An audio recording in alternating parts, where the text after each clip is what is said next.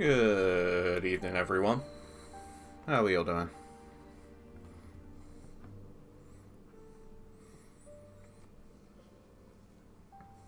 We all having a nice Thursday afternoon / evening. Let me swap things over real quick. Hello, hi, it's me. I hope we're all doing well. So this is going to be an interesting little stream. I haven't done one of these in a little while. The the preface of everything is I am a business student, so keep that in mind as we go through this. This is a substantial reason as to why this exists. Because of the setup that I've got to use today, I'm sorry if I don't pay much attention to chat, because I'm not going to be able to have it up on my monitor. I've got it on my phone in front of me, but I can't promise that I'm going to just keep up with things as well as I normally do. But, yeah, without much pissing around, we will start with things. So, hello. Thank you for coming along today. This is going to be uploaded on YouTube as well. This is the Post-Mortem stream for Serpent's Braid. Just as a whole, main reason that I want to run this is so that we can have a lot of transparency about what goes into events, give people a bit of an insight into, what actually is happening here. But moreover, I just enjoy doing these kinds of things. So thank you for the people that have actually, pulled up watching this live at the moment for, pulling up and being here. This is cool. So yeah, as I was saying, what's happening today is we're going to be having a little look at what goes into running these kind of longer form events as opposed to just standard double elimination brackets. The thing that I'm going to spend quite a bit of time doing is having a big old critical analysis into basically everything that happened during SP. It's a PowerPoint. Look, we have 46 slides of just shit to go through. It's gonna be magical, I promise.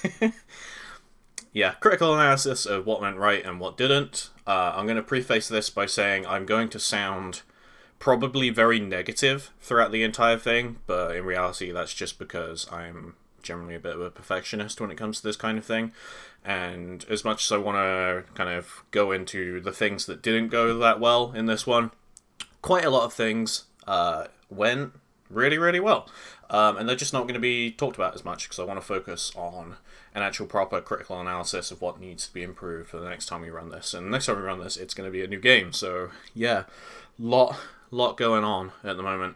And finally, speaking of which, we're going to talk about just some upcoming stuff that's very early in the works and what you guys should be expecting going into Rising and what we're doing with everything to do with that. So yeah, since this is being uploaded to YouTube, I had a look at YouTube analytics beforehand, and I just wanted a rough idea of who's actually going to be watching this, who watches this on YouTube. And a lot of the current VOD views are actually from the US. So before I did anything, I actually just wanted to do something that I don't do that often, and that's actually talk about myself a little bit, and just give the people who aren't here as much, let them know what I do and all of that. So hi, who am I? I'm Luke. Most of you will know me as cakekattekoi, or just Cake. I am the Promenade Events Coordinator, and I generally do all of the stuff to do with seeding, all of the live stream production, scheduling, coordinating, everything that goes on with involving asset creation and graphic design, although I don't do the graphic design myself, and funding things such as prize pools and helping out with travel in some nonsense like that. Hello, Mary. No. We don't do that. We don't do the donations here. I'm sorry. But yes, this is what I do in general. All of the stuff that you see on live streams, it's gonna be at events like Headstomper or just the Promenade events. All the stuff that goes on in the background that you end up seeing on the stream generally all goes through me. But yeah, So something that I have been getting a lot of questions about is the very particulars on how stuff is run. And I want to preface this by saying that the document that's being given out after this, I personally, as well as the people that I've consulted about it, think is almost wholly unnecessary. A few people have come to me with very specific questions on things like seeding and what happens when people are banned from events, which hasn't happened yet, but, just in case it did. And that's why this is going to exist. So this is the events handbook. This is general kind of like how we decide on what, format we're running, how we decide on things like seeding and stuff like that. And generally should exist to answer basically every important question, related to the things that we run. If there's anything that's not covered in here, it's not really important enough to be in there. And even on that, basically, there is a big disclaimer at the front of it that says, this is not all stuff that is set in stone. So if you have things like seeding discrepancies and you want something to point to, you can look at this. If it doesn't answer your question, then it's probably not that important. But I just wanted to have this document here so that people can probably talk about it for an hour at most and then forget about it. That will be linked after the stream.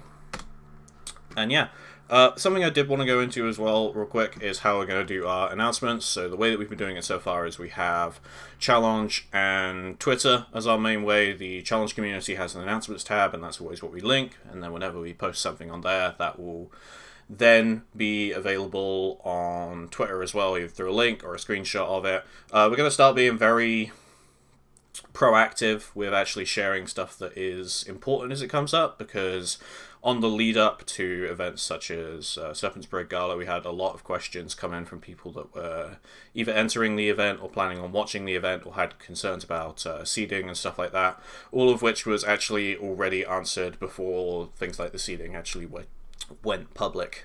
So it was a little frustrating almost to have these questions come in and actually the answer's actually been up there the entire time. On our end, obviously, it's partly because I'm not making this stuff clear enough, which is definitely one thing. That's why we're going to start doing it in the Discord a bit more and actually make more prominent social media posts about things. But yeah, between this and whatever comes out in the handbook, there's not really too much of an excuse for not staying up to date on the important questions about the events that you are entering. Doesn't apply to that many people, if any at all, but I just figured I'd start this by saying that these exist now. If you ever have any important questions, you consult these. If the answers aren't there, maybe message me. Otherwise, it's probably not something to be overly concerned about. So yeah, actually going on to the stuff that I'm probably the most excited to share is the pre-production bits. So we're let me just inhale that water. So pre-production, gonna share a couple of bits that you guys don't often see, as well as just a general insight into what goes into kind of running a long-term event like this, as well as a few behind-the-scenes bits from just shit that I wanted to do and then was told, actually, we probably shouldn't be doing that, which is always good. That's kind of a big reason as to why I have a team with me.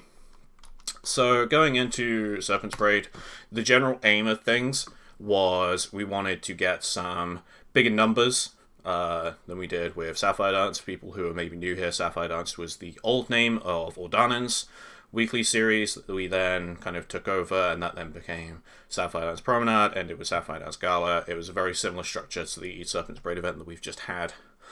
Bigger numbers in this case generally means entrance, average Twitch viewers, engagement on Twitch and Twitter and all of that, such as clips being made and whatnot. We wanted to do more events than we did with Sapphire Dance. We wanted to generally up the production value in every aspect. So that's all the stuff that you see on stream, the stuff that gets posted to social media and so on. And then also we wanted to make a real big attempt at reaching an audience in both North America and Japan, because the audience for Sapphire Dance was almost entirely Europe, which isn't a bad thing, but it'd be nice to get the European community kind of out there a bit more. And especially coming off the back of events like last year's EVO, really wanted to make a big push on that to show that the European Granblue community has a lot going on in it. So our pre-production started a couple of weeks after Sapphire Dance Gala finished, so that would have placed us about December-ish of last year. Main thing we wanted and decided on first of all was that we wanted to invite a couple of people back, so in this case it ended up being Dragoi and Fitizm, because they finished first and second respectively. We also wanted to work more with the community wherever we could, so I'll go into that in a moment. We worked with more people on things like the event graphics and made sure that the commentators for Gala this time are actually paid as well, which it's something that I want to continue doing, going into more events, working with more people that I know and making sure they're actually rewarded for their contributions. And we also really needed revisions to how our point system worked, and maybe also make an attempt to help people qualify when they can't enter events as regularly.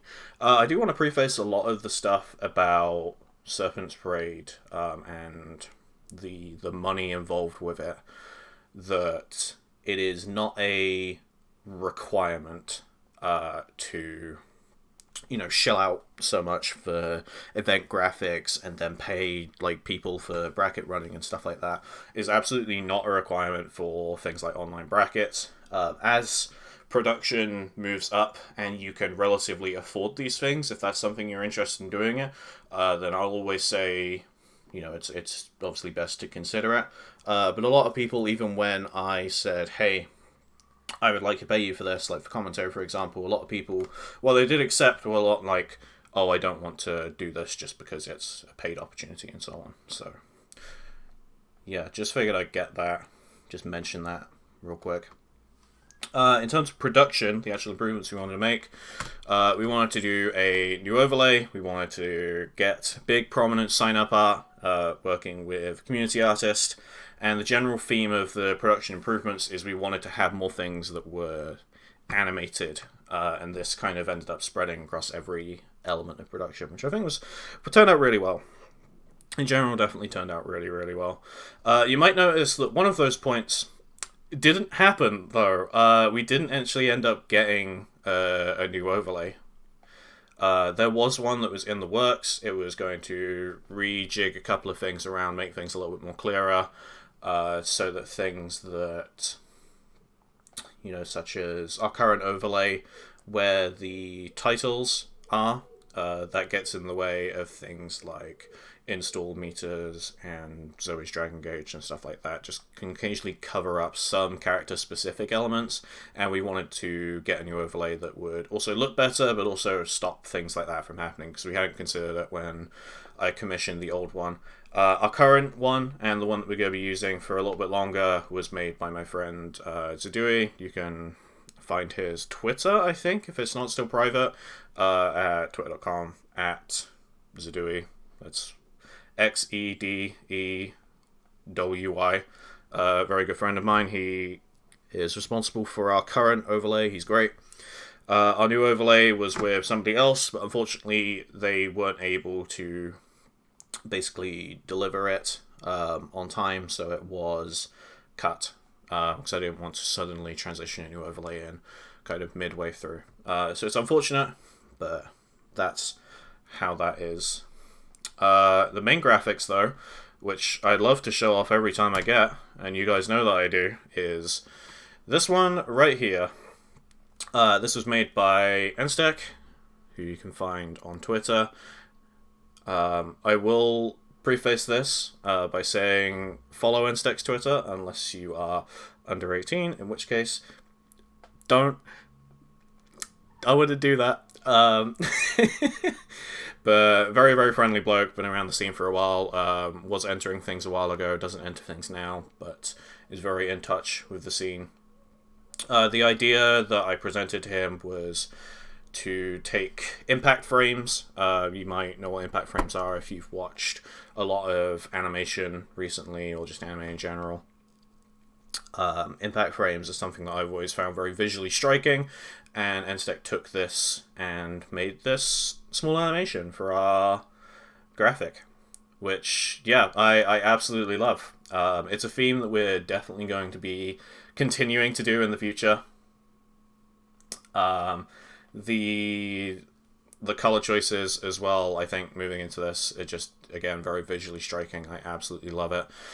The logo that you can see up on the side was done by Trashy. Trashy did basically all of our graphics for Sapphire Dance. She is absolutely fantastic. Unfortunately, because of a computer issue, wasn't able to contribute to the graphics as much this time, but this was her contribution to this series, and yeah, stellar logo.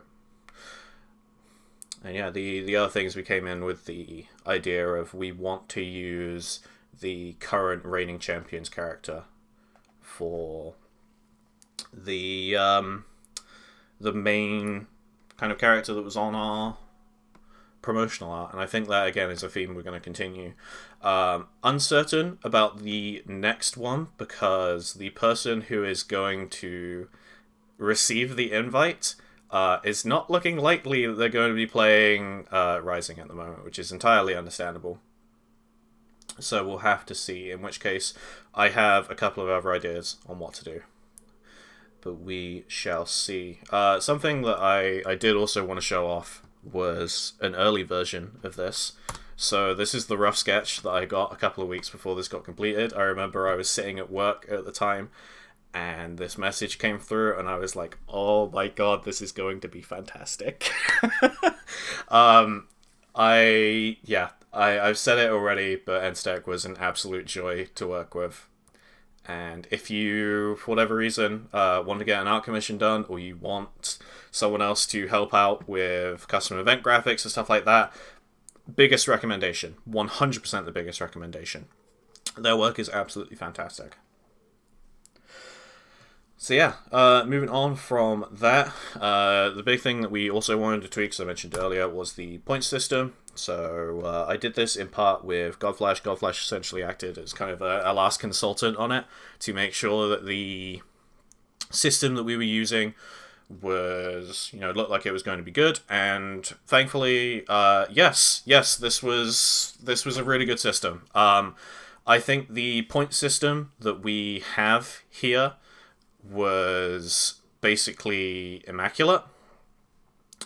I think we'll probably be using the exact same one next time with very little alteration. There's a couple of little bits here and there. I see you guys talking. Yeah. The idea was just to have a system that rewarded people for showing up each week, because I appreciate people who show up to these events kind of very actively. And this worked out pretty well, I think. A lot of people got pretty good scores just from showing up, but those scores were then not good enough to automatically result in qualifying for just appearing, which I think is the way that things should be. That being said, the people that did show up repeatedly and also placed well were then had that better chance of actually qualifying all in the end, which I think was great. The tier system came into place because I wanted to also scale the points that we had to the level of play that was being played at the time. We'll talk about that a bit on the next slide, but yeah, just because Desley's asking, I'll explain it here for people who weren't on the, weren't following this as it happened. Basically, as you entered events, you would earn points based on your placements. The different tiers were divided into basically how many kind of top level players showed up to each one, combined with sometimes the amount of entrants there were in each one. And the players, I think is the 13 highest scoring players would then qualify for Gala, because there were also 2 that were invited that didn't need to qualify for points, and then there was 1 extra slot at the end for the LCQ winner. So yeah, moving on to actually defining what high-level play meant is we came up with this list. This was our European Eternals list. Lovely fancy name. I think it was Sleepy who suggested that we kind of keep with a Grand Blue style theming for our name.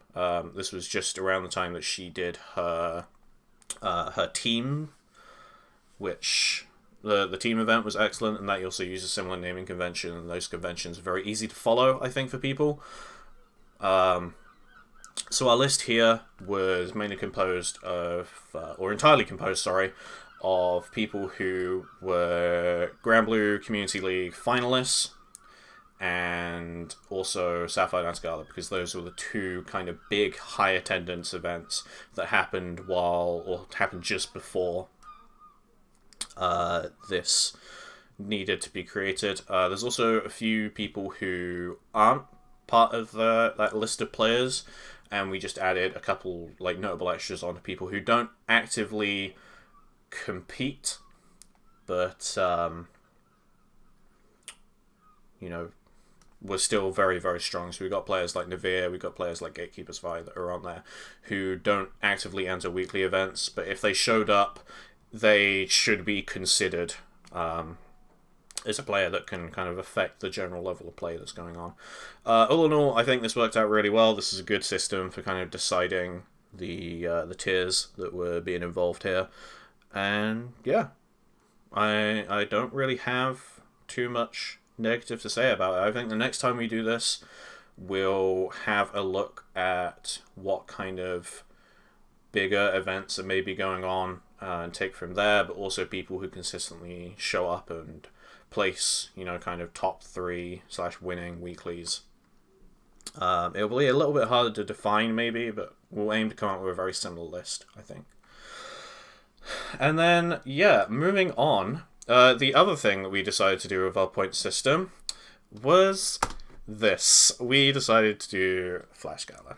So, if you weren't caught up with these events as they happened, to explain what went on, basically we had 2 events with dates published right at the start, and these were designated double point events.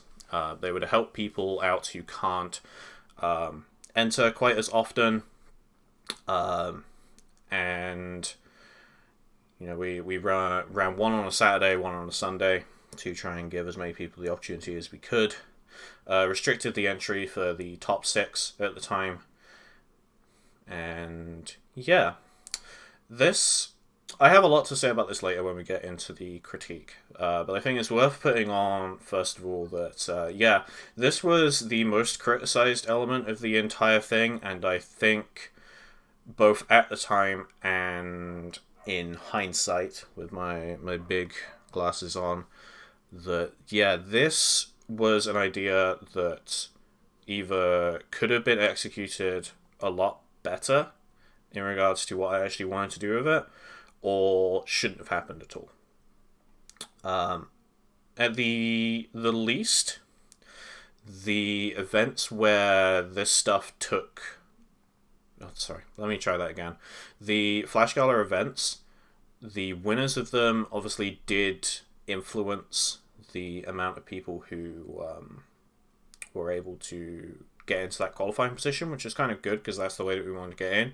But it did result in people who hadn't pulled up to as many events prioritizing entering these ones to then have an easier time to get in at qualifying, which runs counter to the original intention of the system, which was to reward people for attending things as much as possible.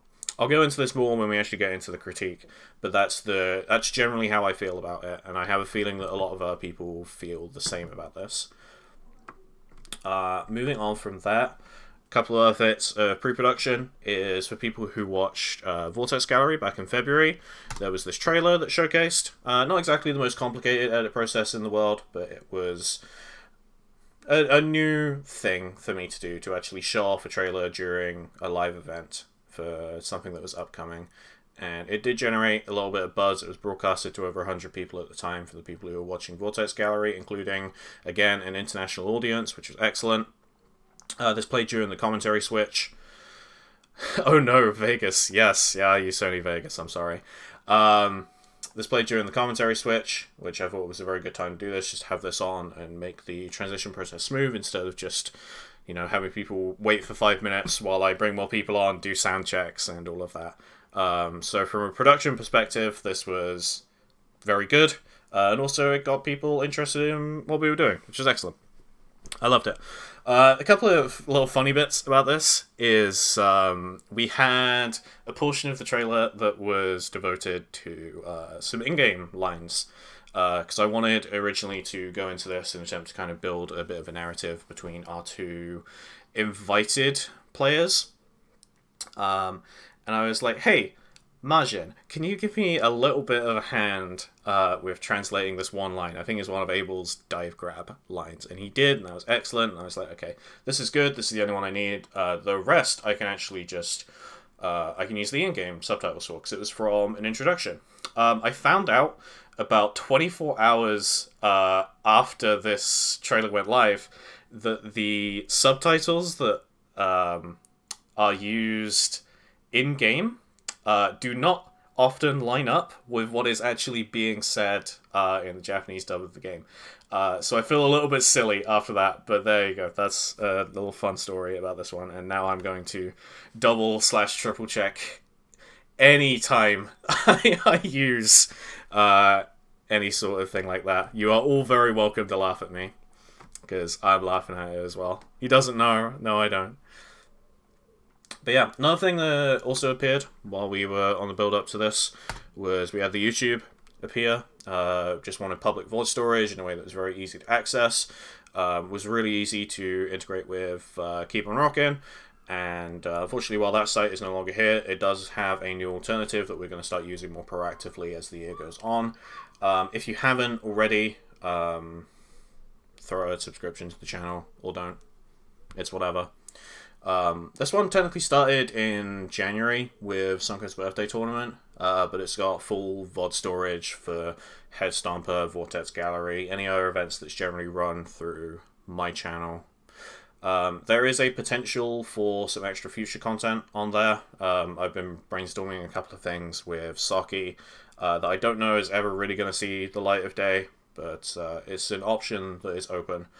And a lot of options get open just opening up extra social media places.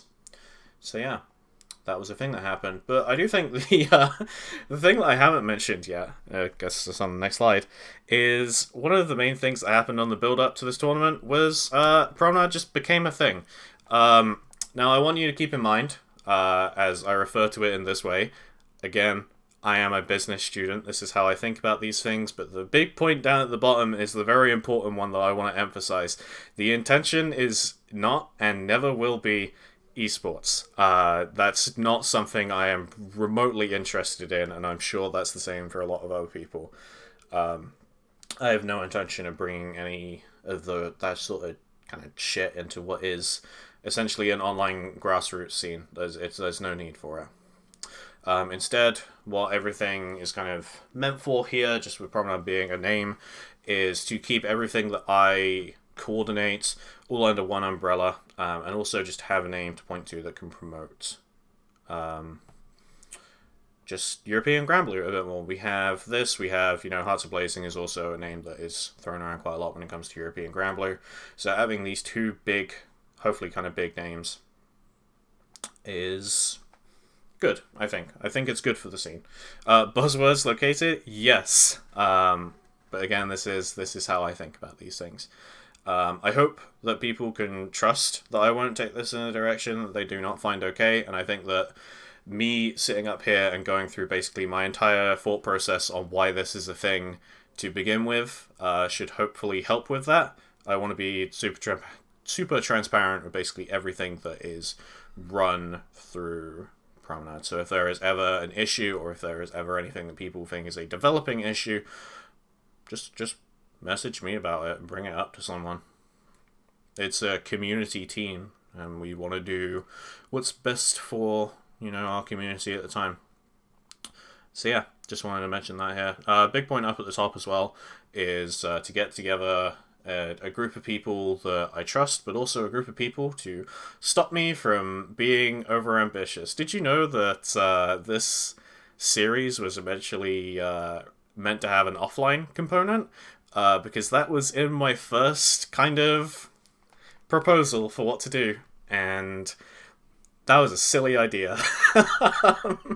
And people shut that down very fast, and that's why they're here, to stop me from doing dumb shit. I appreciate the team a lot, and I'm sure everyone else does as well, you know. Saki, Gekko, Livy, Sleepy, Light, Riot. They are a good gang. But yeah, moving on to actually just running the event itself. Running the event in general was pretty fine. There were not many problems that actually happened during the event's overall production. Production in this case just being from the start of the first event all the way up to Gala, involving the social media creation assets and all of that included. So other big changes that we had when we started running SP was we started using TSH, Tournament Stream Helper. If you have ever run a tournament and you have not used this program, I implore you to set it up. Very little setup required for it. We had things like our top 8 on-screen generation was tweaked with a couple of custom assets that you can just sort in the program's folders, but otherwise this is an incredibly easy to use program. On my end, since I was working with more production elements, especially for Gala, this program was an absolute godsend. It was absolutely fantastic. It has features like being able to pull from challenge what the current stream game is. It can auto update with player characters and stuff like that. It was fantastic. It did, however, I think it's worth mentioning that for a couple of weeks it did break.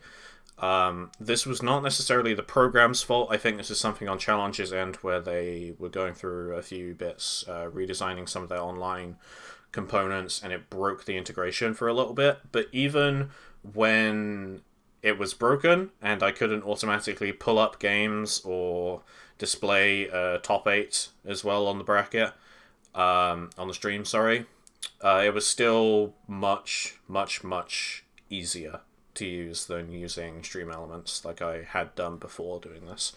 It was Lobster, I believe, that brought the program up. So massive thank you, Lobster, because goddamn, this is so much easier. Speaking of easy, actually running the brackets themselves, yeah, they basically run themselves. The community that we have here is incredibly good, because they just get on with things. People sort out their own games, people appear on stream when they're called.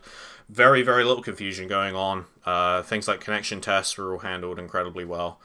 And thankfully, everyone that is on the Promenade stuff just knows how to TO as well. So I didn't have to distract myself from the stream basically ever to resolve disputes that went on, because people just stepped in and did stuff.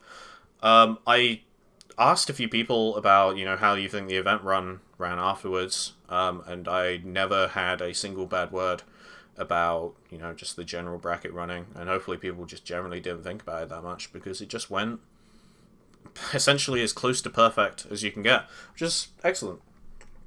Absolutely love that. So moreover, I think what I should be saying is thank you for making part of my life a bit easier by just being responsible when it comes to online brackets. That was very good. Next up, when it came to just running stuff, was we had our Majorino here. The highest European Grambly prize pool outside of Community League. That's what Serpent's Parade was, which is still staggering. $1,250 is crazy. I was pestering people for a while about sponsor quests. Hey, you know, fill in all of this, you can add to the prize pool for free. What I didn't realize was that the integration that we had essentially stopped working after about a week. And I have no idea why on earth that happened. I've quizzed one of the Maturino guys about it. They had no idea either. It was unfortunate. But yeah, as you can see, the the contributions themselves. So there was $300 from us. There was nearly 1,000 in terms of community donations, which is absolutely crazy. And $1, $1 from sponsor quests. So yeah, that was great. That was very funny. Also, this time we did a top 4 payout instead of top 3, which, yeah, I am all for doing that when we have a bigger prize pool and we're able to give more money to more people. I did originally toy around with the idea of doing a full-on top 8 payout, but I don't know when to be the judge of at which point we should transition to doing that. Is it related to the amount of people that actually enter? Is it related to the amount of prize pool total? I don't have enough experience to decide that, so we just decided, we'll push it from top 3 to top 4 and leave it there. Yeah, the dream is to be able to pay out as many people as we can, but I am not feeling qualified to be the judge of when that is yet. I do just want to give special attention to all of the people that actually did donate, so your names are up on the screen at the moment. In particular, massive shout out to Aliceburn, or you might know him from my server as Arkle Pram, for donating just shy of $450 out of those community contributions, so nearly half of that was just them. Everyone give them your biggest thank you. Very thankful to have their support. But yeah, thank you everyone that is on screen at the moment for just, pulling up. I'm sick. Loved it. Very cool. So yeah, moving on from that, we have our infographics. So because Trashy's PC was out of action, and originally she was going to sort out our infographics again, she also did last year's posters, which I think everyone loved. This year, we had a challenge of not being able to use Trashy. So for a good week or so, I tried to do the infographics myself. Didn't go very well. Graphic design, not my forte. So I reached out to a friend of mine, Jamie, Sleepy Boy. I should probably call him because we've got 2 Sleepies here. You can find him on Twitter at Monado Snooze. Very good friend of mine. Wonderful guy. Helped out a ton. Just in the last minute. He did all of ours in with a week's notice. Got involved with the scene a bit more. Just awesome. So the main idea that we wanted to have for this is, if you compared to last year's ones, I should probably put an image up on the screen about last year's were very just info heavy. They were a proper less infographic, more info dump, and I think they worked out well at the time. But for this one, it was I kind of want to give it a bit more of a personal touch. So something that they did with the Cygames Cups was they actually asked their top 8 players, which player do you want to play the most, or which character do you want to see in downloadable content and stuff like that. So I thought, I'll adapt that and just go, what's your favorite event? What characters do you want to see the most?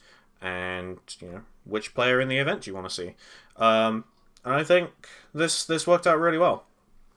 The other component of this was the video component. Now, for some people who have any semblance of streaming experience, you're going to look at this OBS window and you are going to want to kill me. Because all of the animating itself was actually done in OBS. There are dedicated programs to do this, and they 100% do it a lot better, but I did not want to learn another program with a week until Gala. The video components here were actually created by me. They were generally pretty fine to make. The easiest ones took about 20 or so minutes. And some of the real bitch ones took over an hour.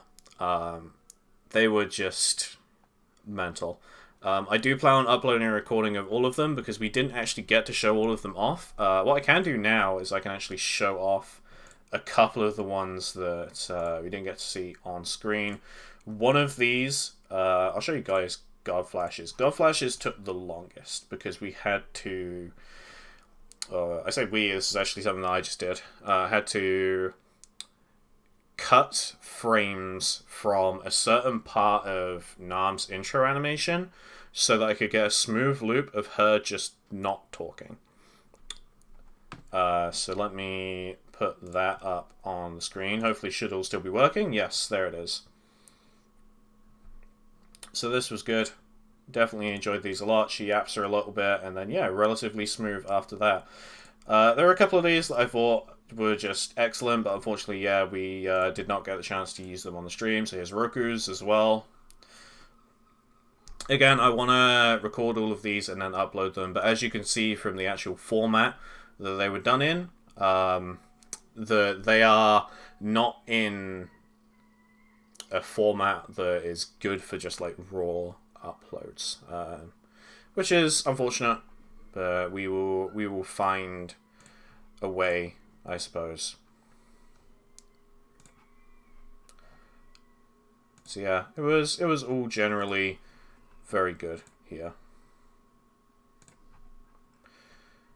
So yeah, let me move things back. There we go. Just reset myself up. But yeah, it was generally very enjoyable. Saki's talking about reusing them for next time we do something like this, and I definitely don't want to get rid of them because they are a lot of work. But I do plan on doing something like this again in the future because I think they went down really well, and it was a nice, kind of fun little challenge to actually make them. So yeah, definitely up for doing something like this again. Another video component for this, which didn't go so well, was our interviews. So here's a couple of recordings. You might notice if you scan the names that not everyone was actually in the video that was uploaded. Part of this is because of some editing issues that went on. Part of this recording issues where there was actually just a lot of background noise that came through afterwards. I didn't notice at the time. But moreover, actually, there were 3 whole questions. So the first one was just, what was your favorite moment in Granblue? Something from tournament, something that maybe you contributed to yourself. That's the one that got fully made into a video and appeared on stream. There were also 2 other questions. One of them was asking about one of the 2 qualified players. That's why all of the stuff here is labeled with either Dragoi or Citizen. And what was the other one? What was the other question? I actually can't remember what it was. I should have had this just written on my notes here, actually, on second thoughts. But yeah, was not able to get these finished in time. Was meant to be able to have plenty of time for them. It was, yes, it was about the European community. Thank you. That's what the other question was. So we had errors on this. There were a lot of editing errors that went on. I think this is very much to do with Sony Vegas, and is also very much to do with Araya. And you'll know why.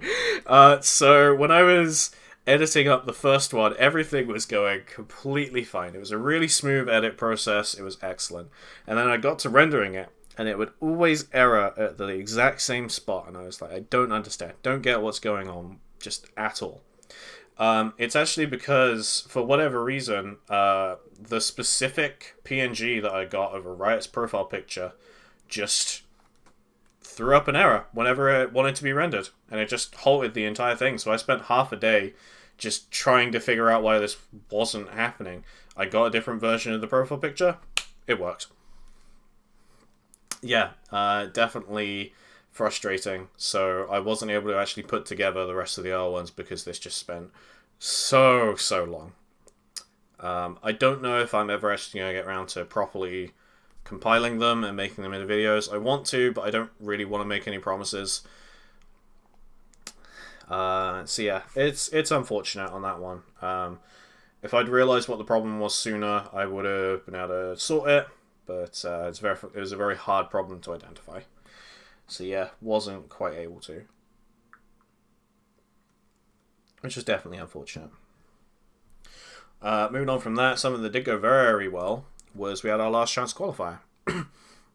On a personal note, this was 100% the most fun event I've had to run outside of offline events and galas.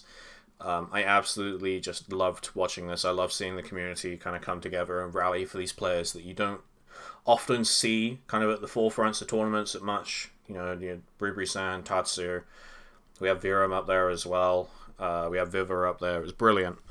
Genuinely, I think as a spectator to my own tournament, I absolutely loved this one. I really, really like this event, and I think I'm going to keep it this way the next time we do this as well. There was a bit of a kerfuffle about the entry restriction on the day. It was designed to reward people that have been entering already, just more of a, hey, enter one of these events over the past 10 weeks, and you'll be able to enter this last chance qualifier as well, in case you don't qualify. But also, the entry restriction led to tighter competition between players that often do not get the chance to exhibit this tighter competition. One of the things with the European Gambling community as a whole is our top level and our kind of intermediate level. There is quite a big gap in skill between there. So you have the same people pull up and get top 5 basically consistently throughout the weeks. And then it's that 7th through till 13th that kind of is a bit more up in the air, and that doesn't often get as much attention. So when it came in, when it came time to the LCQ, there was a player who pulled up who was like, hey, I want to enter this, and then it was actually like, no, they haven't entered any of the events so far. And the player that was, absolutely, or almost with certainty, would have been a player that took the event and would have denied this kind of tighter competition, more stakes on the line between the players who'd actually entered the events already leading up to this. And I think, as both the tournament organizer and also a spectator to this, that this just led to better competition that was more entertaining to watch, and I definitely plan on doing this next time as well. I do think that part of this, again, is related to clarification issues with people not looking at things like challenge announcements and stuff like that. So I think when something like this is the case, where entry can be restricted, I think myself, as the person who runs our social media channels, needs to do a better job with bringing this information over to everyone, because it's important and people weren't quite able to know that info was there sometimes. On the whole, though, LCQ, excellent. Absolutely loved it. On the whole, I think everyone else really enjoyed watching it as well. Yeah, it was just good. Very little bad to say about it again. One of the other things I've mentioned a couple of times is we wanted to get international attention going. The event, as it was, the gala, was watched in both Japan and North America quite prominently. Japan mostly caught the VOD, as far as I'm aware, because, as you can see from the tweet, it was at 2 a.m. Their time. There was a little bit of live viewing from Japan. As you can see from the stats there, we had 13% North America, 4% Japan, and then 3% was kind of other regions, such as Asia, EMEA, and so on. But a majority of our viewers, as per usual, was European. However, we did get, big kind of reach out into other regions for a bit, and the most popular clip from the event was clipped by an American user and spread into the North American PC Discord, which was, excellent. That was basically exactly what we wanted. In terms of stream numbers themselves, here is a little insight into the actual stream numbers from my Twitch page. We had an average of 76, capped at 93. 440 total live view, half of which were unique, so that basically means that a few people went away from the stream and then came back to watch it at later points. This is very common with streams like this, where they'll peak a little bit maybe before top 8 and then people will drop out a bit and catch finals. That's something that's very common. The most watched game was Losers Semis, which was Saki vs. Peter. It had 87 average viewers, which was good because that was a great set. And a big amount of our views actually came from just Twitch browsing and not direct links, the ones that we share out on Discord and Twitter and stuff like that, which was really interesting because no other stream has actually had this sort of view engagement, I guess, in this sort of manner. It's generally all people that come in from direct links that are shared. So I don't really know how this happened. I don't know if it's going to maintain. It probably won't. But this was good to see. This was definitely very, very good to see.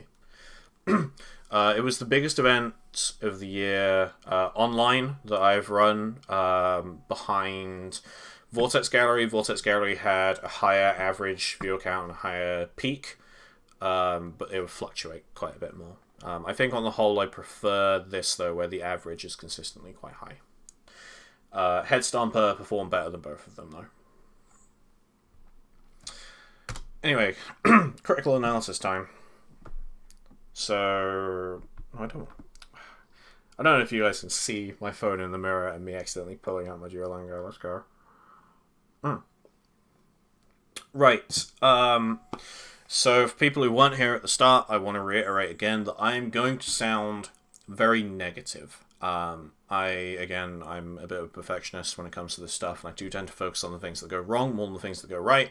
But on the whole, I do feel overwhelmingly positive about the series. It's definitely something I had a lot of fun running. It's something that I think a lot of people really enjoyed, and I have much more positive feelings than I do negative feelings. But because we are doing just a full-on critical analysis, there's going to be a lot more negative things said there. So, again, I don't feel bad about this, but you're going to be hearing things that I thought didn't go that well.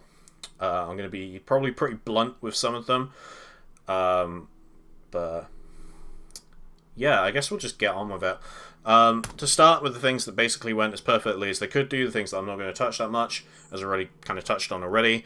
Actually running the events, the bracket running, and just the people who helped out, perfect. And also the Eternals list was something that was very clear, very concise. People understood it immediately. There was very little questions asked about it. Brilliant. Part of that Eternals list, however, included 2 people that did not actually show up to any events.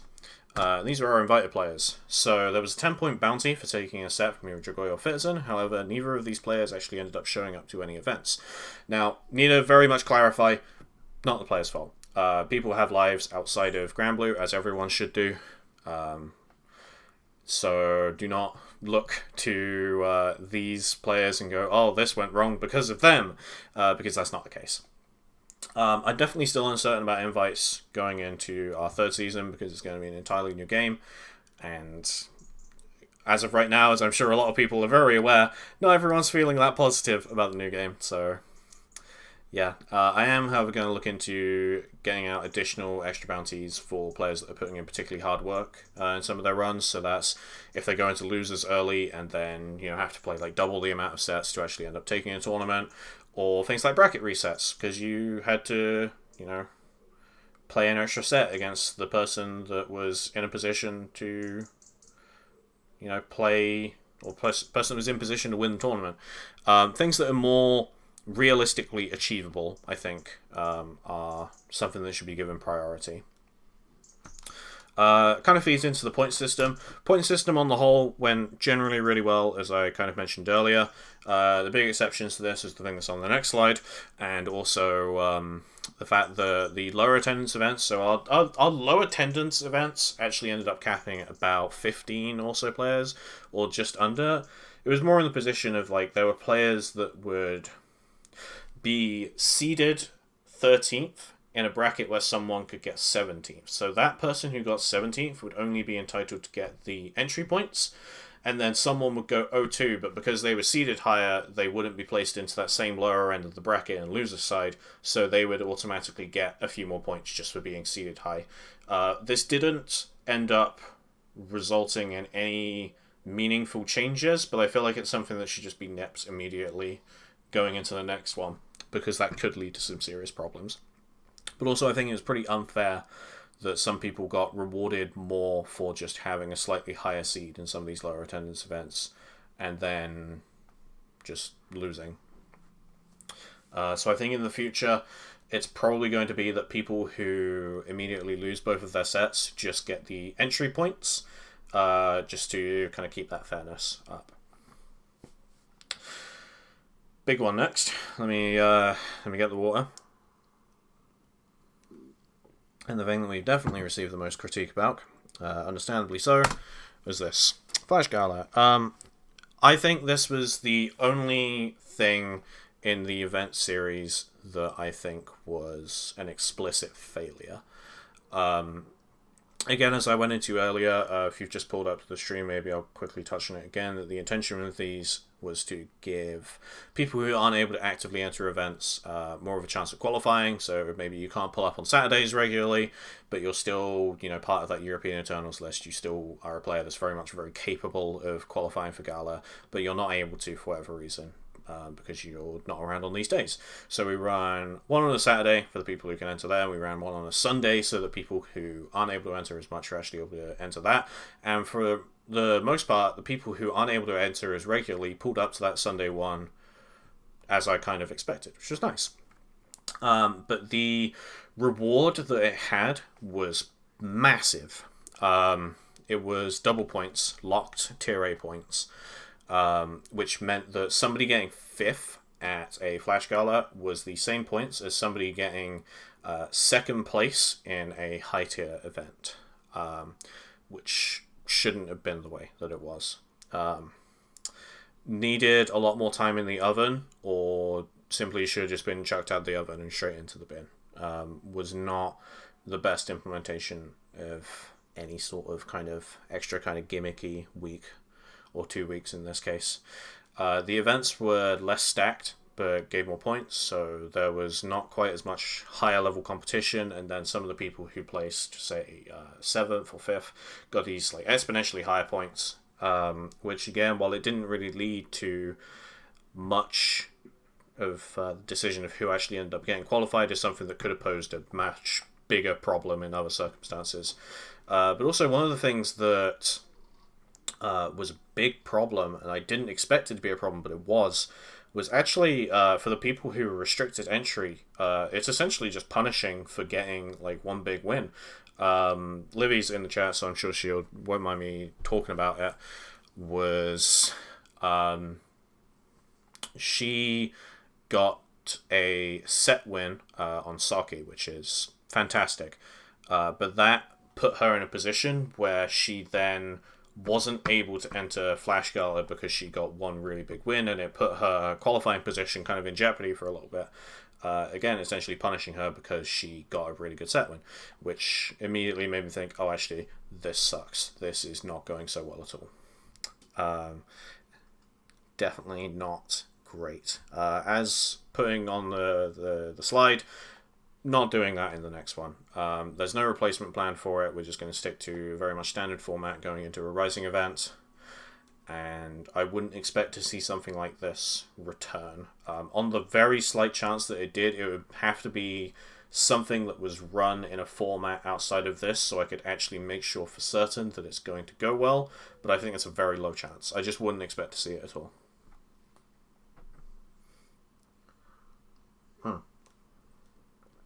Something I mentioned already was info clarification updates. So we're going to continue publishing important stuff to both Challenge and Twitter. As well as that, we're publishing things to Discord. If you're not actually part of my Discord, I'd imagine most people are. You can !Discord in the chat. That will give you the link for that. But yeah, we generally just need to be a lot more clear on when updates are going out, where to find them, and just making it very, very prominent when something big is actually happening. But I've talked about this quite a bit already this stream, so we'll move on from this pretty quickly. Another thing that I think does need to go into, we do need to go into quite a bit, was the actual viewer experience itself. So something that has been happening quite a bit more and more up until recently was actually a lot of event shilling was going on, so we put a quick break on the action to go through, hey, sign up to Womble, sign up to, all of these other events going on. And a lot of people who are already watching do already know about these events that are going on. I think in particular now that we have the new integrated calendar on the Hearts of Blazing Discord and also in my one, that people are much more aware of when these events are happening. They don't need to be reminded as often, but also for the newer people, if anyone comes in and is like, hey, how do I enter this, or what else is going on, there's so many people in the chat that are just like, sign up for this. This is happening on this day, that we don't really need to do it as much. I think that's the only thing that really impacted the viewer experience. And the only thing I've really been told about. So there's definitely going to be a lot less of that.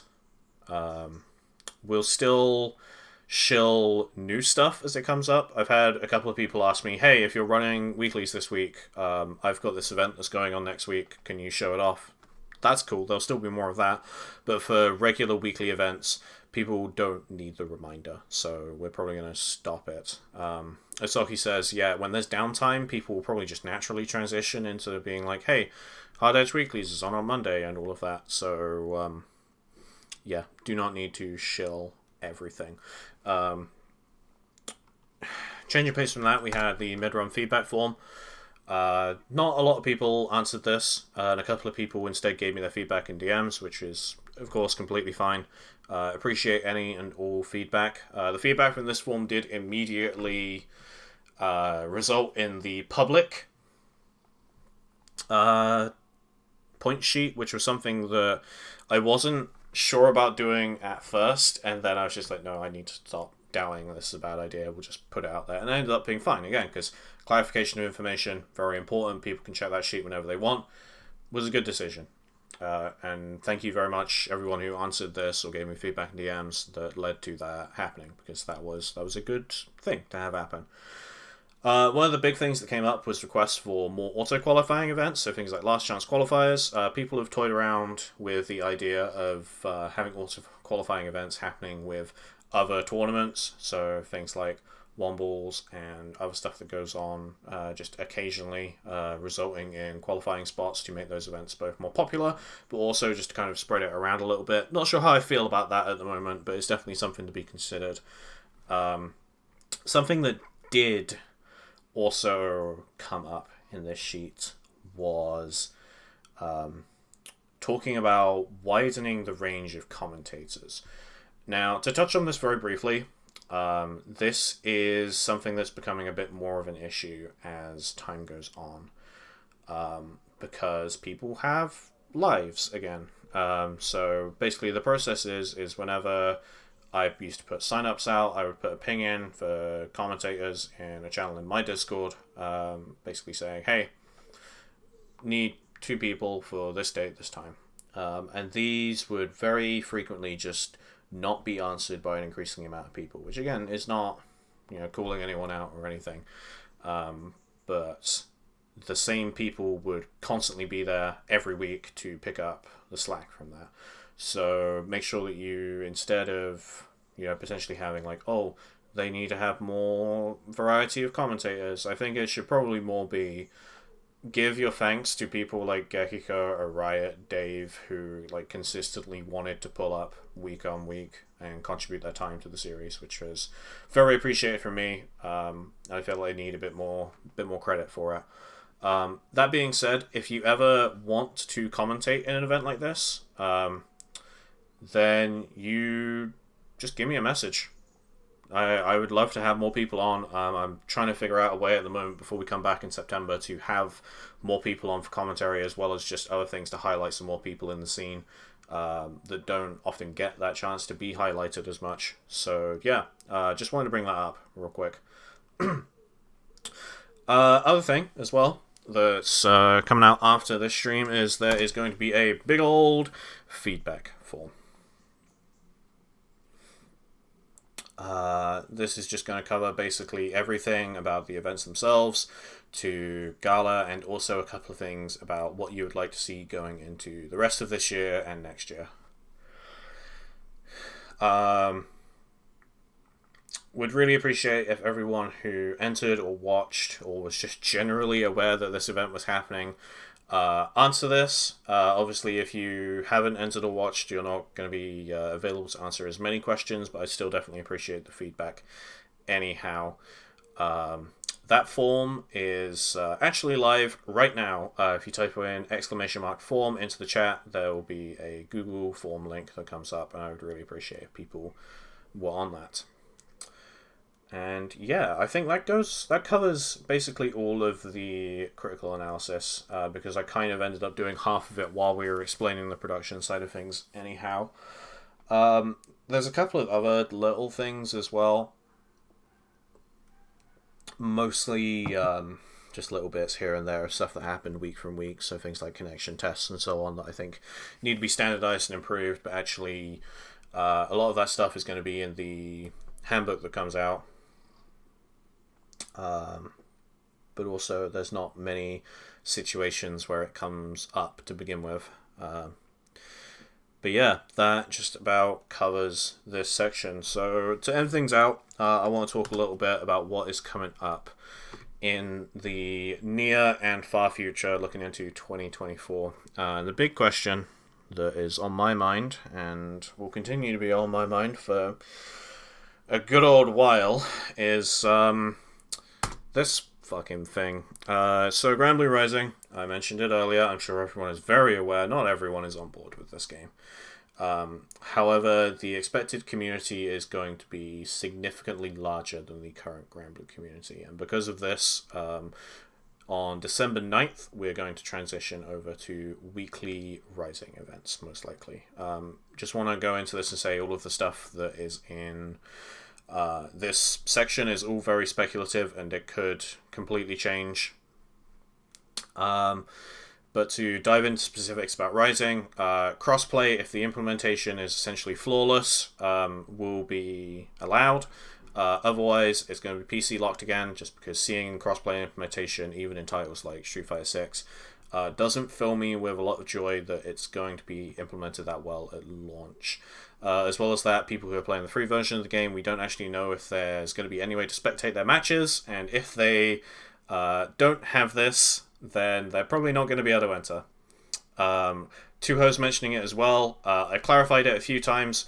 All of my brackets are going to be Europe only. There is no plan to host an EMEA bracket. I would imagine that there will be someone who is willing to take up an EMEA bracket. That person is not me. Also, just to quickly elaborate on the free version, if free-to-play players are actually barred from entry for double elimination brackets, I'm going to look into running things like Swiss events, where actually we don't need to pull as many people on stream, but these people are still able to pull up to events and get involved. It's not all going to be Rising, though. I've always said that I want to commit to both games, and I think after giving Rising a bit of breathing room time, about a month or so, we'll start doing bi-weekly Granblue events if the community is still there for it. This could be double elimination, this could be Swiss brackets, this could be long, dedicated, first to 7 sets, exhibitions, and so on. We'll have to see basically what's happening at the time, but I definitely still want to commit to both games as much as I can, because, yeah. Bi-weekly is in once per 2 weeks. But yeah, definitely do not want to leave behind the people who just want to stick to base Granblue, because I think it'd be a bit silly if I didn't, really. So yeah, if the community is there for them and the community wants events, then I will be providing events. But again, it's all speculative. There is a chance that if there is still a very big substantial community, that actually things could just swap around and we do weekly Granblue events still and bi-weekly Rising events. We'll have to see how it all goes. The other thing as well, if things do not go the way I expect them to, is I am pretty open to running other games. Other games in this instance being stuff that's upcoming next year, like Uni 2 is coming out, or stuff that, people maybe want to see run more often, like KOF, or yet another Street Fighter bracket. And that's something I'm definitely up for doing later next year. We'll have to see. There is stuff included about this in the feedback form. So if you want to offer your opinion on what is, what's actually a game you would like to see another bracket for, then yeah, let me know, because I do want to run more stuff. Sticking with Granblue though, Season 3 is 100% absolutely going to be a thing. I've mentioned it a couple of times already. Very, very early pre-production right now. I have a couple of ideas floating around as well as the stuff that I've been talking about today, like how the format is going to work and so on. It's going to be very, very, very standard. When this happens, because Rising is releasing November this year, it's probably going to be happening about a year or so after, if not a little bit before. There's going to be a lot of time between now and the next big online Promenade event. It is with almost certainty going to be a Rising event, but again, if there are people still kicking around for Granblue and there is enough of you that it's worth me doing another big bracket, then I'll do one. It's as simple as that. I will find the time. Definitely, you want to continue supporting both scenes if these scenes do exist. The other thing that I have mistakenly mentioned a couple of times, maybe when I shouldn't have, but also I've heard a couple of other people talking about, is offline. So I have been skirting the plans for doing an offline event since late last year. None of these plans have come to any sort of fruition. I've been around, I've had a look at events, I've contacted events about running things, and so far things have not really gone anywhere. Especially with Rising now announced and also now has a release date, these plans are on an indefinite hold, and it's going to remain that way for a while. However, if the opportunity arises, there is potential for an offline event to happen late next year. It will, with almost certainty, be in England, probably London, and I will aim to accommodate both Granblue and also Rising. So I just wanted to be ultra public on that and just clarify those plans. Another thing that is very speculative at the moment is community event support is something I'm trying to look into sorting. So this includes people who want to have extra hands for live streaming events, bracket running, commentary, and potentially prize pool funding. Cygames currently offer a significantly bigger service than what I would aim to for events in Japan. They have an official Cygames event support, which I'm hoping they bring over here. If they do, these plans are going to be irrelevant. I'm sure that their service, if they bring it over as it is in Japan, will be completely fine for this. But I want to try and get more stuff running with production behind it, and also potentially a couple more prize pools going, so that the game, at least before Rising drops, does not just kind of peter out. We'll have to see how it goes, but I just wanted to say up front that this is something I'm looking into. We'll have to see. And there's one final thing as well. This was something that was going to be brought up this week anyhow, but because we're not running now, I'm not actually going to be able to do it. Was a couple of weeks ago, I got approached by a company about advertising through a tournament stream. This company was not related to mobile gaming. This company was not related to any sort of Web3 media, such as cryptocurrency. But it was sponsored content, and I was going to run it because it was easy to access. It was not something that was any detriment to anyone who wanted to get involved with it. However, because on that specific day my internet decided that no, we're not running a bracket, I didn't feel confident going through with it for the other weeks of the month, so we had to unfortunately stop it. But sponsored stuff is being considered, just because that is money that can go into the scene. As I point out on the slide, is money that can be used for providing stream equipment, portable stream setups. If you saw Dave's from Headstomper, kind of a very similar idea, have more of these going going around, helping out with event support. It also just offers an extra way to support us lot as well. As I do this, Promenade is taking up more and more of my time, and while I'm definitely not going to complain about it because I fucking love doing this, I do also have a life outside of this. I'm looking for a full-time job at the moment. I'd love to be able to do this for my job, but that's not realistic. But it would be nice to be able to have this be a bit more sustainable at the moment. But yeah, we'll have to see how this goes. Money that does come in from any sort of sponsored content will not directly go to me though. It will just go back into the community, either in the form of stream equipment or prize pools, which is actually what Twitch subs do at the moment. I don't see any of that. The last big Twitch sub kind of pool that we had actually went into Vortex Gallery, and then a little bit of our pop bonus was funded by Twitch subs as well. So yeah, it's all money that goes back into the scene. But I just wanted to again point out that is something that's being considered, because it'd be nice to have more money come into the scene, I think. But we'll have to see how that develops. And that's it. That's it for this. Thank you for coming along, everyone. This is very different.